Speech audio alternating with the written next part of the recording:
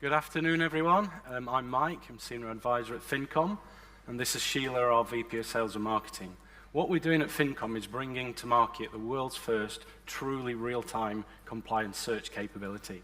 And at the heart of that is our patented phonetic fingerprinting technology, which makes our platform the most accurate, the fastest, and the cheapest compliance solution on the market. Now, that's quite a set of bold statements, right? But let's look. Thank you. So let's look at the evidence. So despite the plethora of compliance tools we have available to us at the moment, we still only have 1% visibility of financial crime. That means we're missing 99%. And over the last 10 years, the regulators have handed out $300 billion in fines to some very large brands for non-compliance. And what's the problem? What's the real cause of all this? And it comes down to names. Names of individuals, names of businesses. Names are actually very, very complicated. They come in lots of different forms, different spellings, different formats, abbreviations, etc. It's difficult enough when you've got one language. Bring in a plethora of other languages and it goes up an order of magnitude in complexity.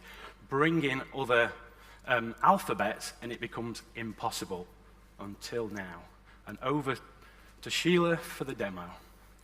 So if you can now focus on the screen. What we have here, this is a guy that we use for our demos, and the reason we like this guy is well known on lots of lists, and he also has a lovely Wikipedia page with his name on it in English and in Arabic as he spells it. I mean, if this guy doesn't know how to spell his own name, then who does? So if we take his name in English, lift it off the Wikipedia page, and we search on that, look what happens. So we've put it into OFAC, which is a tool that you guys are probably all very, very familiar with, and it doesn't see him. We know he's on the list, but it's missed him. Why is that? So let's open the criteria up a bit, and let's wind down the fuzzy logic to 70%, which is typical of the industry. We search again. You press search, Sheila. Try search again, Sheila. Oh, there we go. It was playing up a little bit backstage. We've now got the opposite problem, hundreds of false positives. And this is a real problem for the industry because to stay compliant, you need to work through these manually and check them all out. It's huge operational cost and it introduces human error, so it's a real problem. So let's make it a bit easier, let's focus down. We know he's Palestinian, so let's put the fact he's Palestinian in the search tool. What comes back? One hit and it's not him. What went wrong there? And it's all to do with names. So if we do the same, with our portal.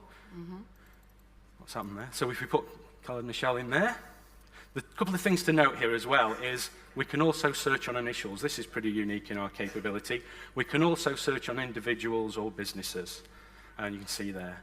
And the other thing to mention before we actually go and do the search is if you look down, you'll see a whole host of lists that we've pulled in.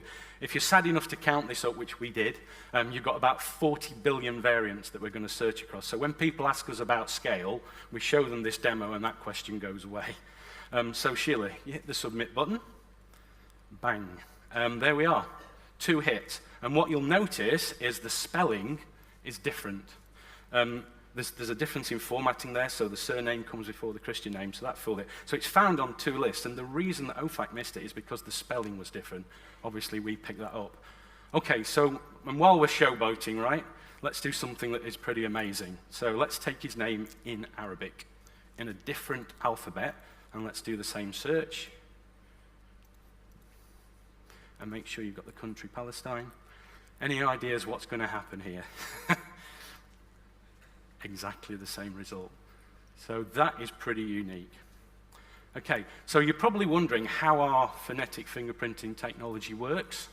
Well, it works by taking names and turning them into a mathematical code. And there's 2 characteristics of that mathematical code that make it really interesting for the industry. One is it's unique. So my name could be in 100 databases in different formats, different languages, different alphabets, but it would always find me and turn my name into the same numerical code. And that's what we search on. The other one is that that numerical code cannot be reverse engineered. No one can get hold of that code and reverse engineer it to my name. So what that means for the industry, so the first time the industry can search across business boundaries without breaking data protection and GDPR rules.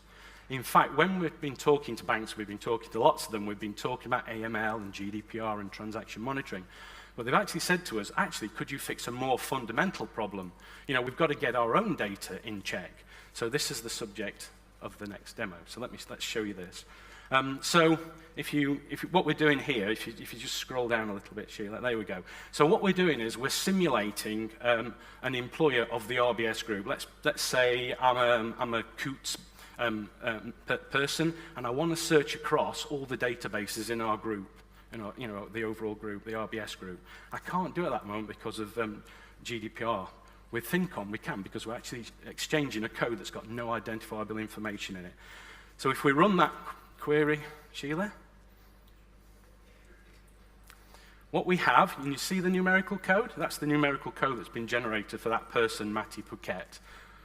And you'll see that same code down here. So we've had hits on the RBS and the Ulster databases. So if you click on one of those, you'll see something very interesting.